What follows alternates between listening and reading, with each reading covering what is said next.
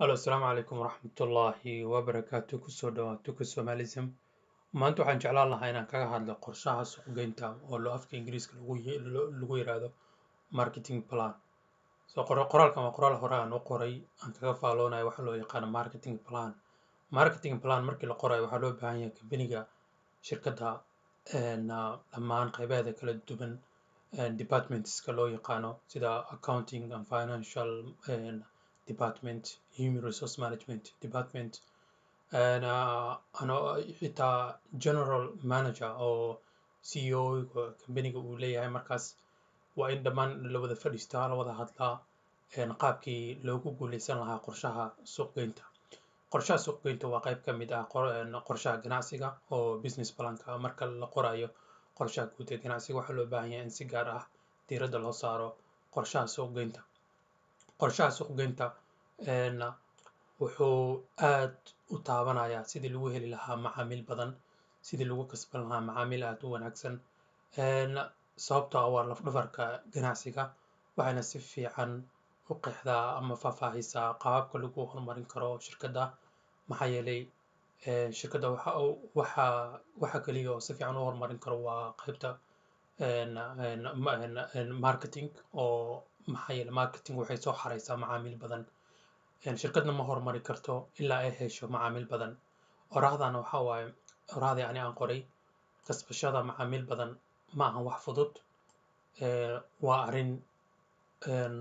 u baahan shaqo badan, sababtoo ah macaamiisha waxay u baahan yihiin inay ku qancaan badeecadaha aad u hayso. Kasbashada macaamiil badanna way adag tahay, maxaa yeelay waxay u baahan tahay shaqo adag si aad jeebkooda lacagta ku jirto aad u qaadan karto. Haddaba hadda aad doonayso inaad horumariso ama aad samayso ganacsigaaga horumar fiican inaad ka samayso, waxaad u baahan tahay inaad samayso qorshaha suuqgeynta oo luqadda Ingiriiska lagu yiraahdo marketing plan. Qorshaha suuqgeynta waa qorsho u baahan inaad si fiican loogu fiirsado marka la qabanayo howlaha ganacsiga. Suuqgeynta waa meelaha ugu muhiimsan shirkadda, maxaa yeelay shirkadaha mar walba waxay u baahan yihiin inay helaan macaamiil ku filan. Shirkadaha waxay leeyihiin qaybo kala duwan. Qaybaha kala duwan waxaa loo yaqaanaa departments. Marketing department wuxuu ka mas'uul yahay qaybtan qorshaha suuqgeynta. Qorshaha suuqgeynta waa muhiim, aad bay muhiim u tahay. Waxayna ka kooban tahay 5 qodob. Shantan qodob aan isleeyahay waa qodobada aad ugu muhiimsan in qofka markuu qorayo marketing planka inuu si fiican u fahmo. Qodobka koowaad waxaa waaye faahfaahinta kooban ee loo yaqaano executive summary. qaybtan waxaad ku qoraysaa guud ahaan waxyaabaha aad rabto inaad guul ka gaarto xagga qorshaha suuqgeynta oo marketing plan. Maxaa rabto inaad guul ka gaarto? Intan waxaad ka bixinaysaa faahfaahin guud oo waxaad tilmaamaysaa lagaaga baahan yahay inaad tilmaamto waxyaabaha aad u baahantay inaad guulo fiican ka gaarto oo ku saleysan qorshaha suuqgeynta. Summary-gan waxaad ka bixinaysaa faahfaahinta sida maaragtay sidee aan ku heli karnaa macaamiil badan, mataqaanaa guud ahaan dhaqaalaha waxa ku bixi lahaa, waxaasoo dhan. Qaybtaas marka guud ahaan waxaasaad kaga waramaysaa. Loomana baahna inay aad u tiro badnaato wax qoristaada. Waa inay wax yar adiga 1 page ilaa 2 page ah inaad kusoo koobi karto. Haddii ay kasii fiican tahay 1 page inaad kusoo koobto, maxaa yeelay waa qorshaha ka faaloonayo guud ahaan. Loomana baahna qoraal aan la fahmi karin oo adag, ereyo oo sarbeebna inaad isticmaashid maaha. Waxaa wanaagsan inaad isticmaashid ereyo toos ah oo direct ah, si toosna qofku uu fahmi karo. Maxaa yeelay waa muhiim in lagula fahmo qorshaha si aad ka damacsan tahay qorshaha suuqgeynta. Qodobka labaad waxaa waaye bartilmaameedka macaamiishaada oo loo yaqaan afka Ingiriiska target customers. Qaybtan waxaa loo baahan yahay inaad si fiican u qeexdo cidda aad doonayso inaad ka iibiso alaabtaada ama badeecada marka aad hayso. Serviceka khidmaadka aad bixiso nooca uu yahay.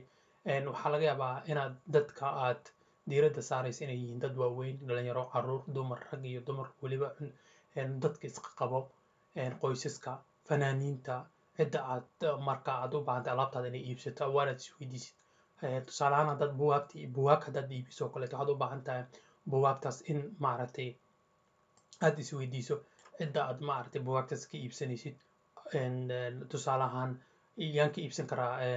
jalaataad iibisa, jalaatadii aad ka iibsan kartaa. Jalaatada cidaad ka iibsanayso waa inaad taqaanid. Haddii aad jalaatada aadan aqoon cidaad ka iibsanayso waa dhibaato waa inaad isweydiiso dadka marka waxay kala duwan waxay ka mid yihiin noocyadan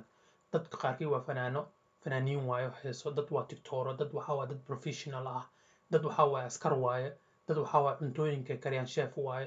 dadka waa dad isqabo waa ganacsiga waxaa laga yaabaa inuu ku salaysan yahay sida guurka wedding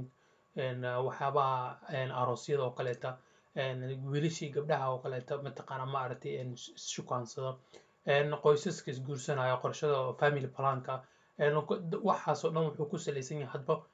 sida adiga aad markaas aad ugu jawaabi karto su-aasha yaa waa cidda adiga macaamiil ku ah waxaa lagaga baahan inaad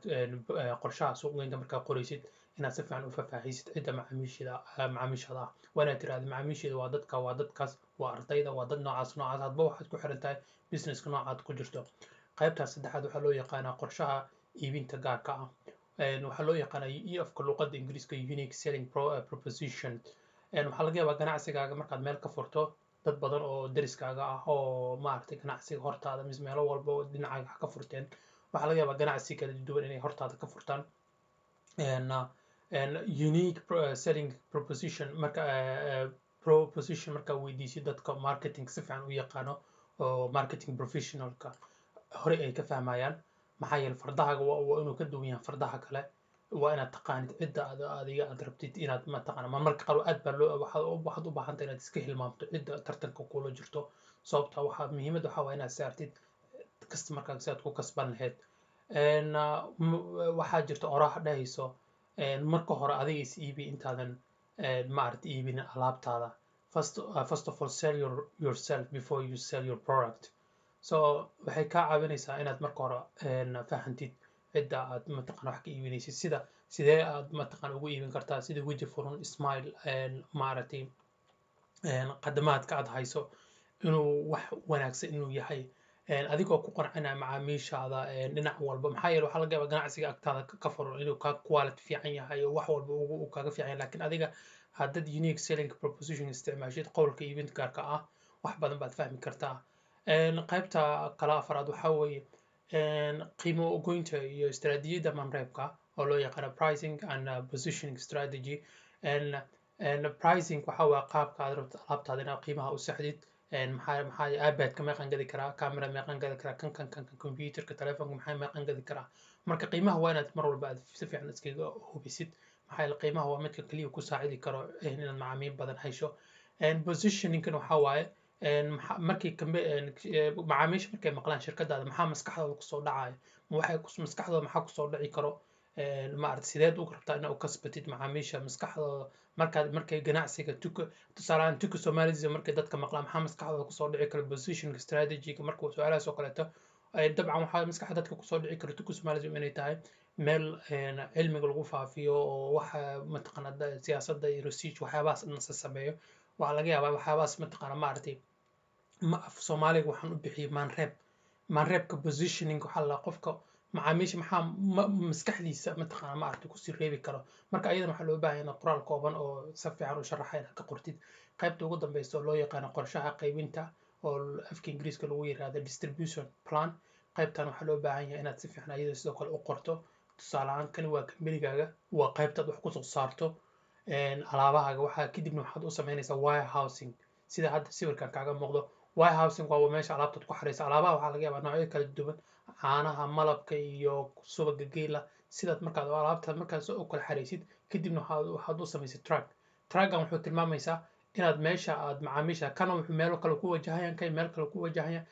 kana meel kale ku wajahayaan markaad inta kusoo saarto waxaa laga yaabaa 3 magaalo inay kala aadaan tusaale ahaan awdheegla mubaarak muqdisho meelaha inay kala aadaan laga yaabaa marka maaragtay magaalooyinkaas ay kala aadayaan waa meesha aad rabto aad u baahan tahay inaad si fiican kaga sharaxdo waxa loo yaqaano qorshaha qaybinta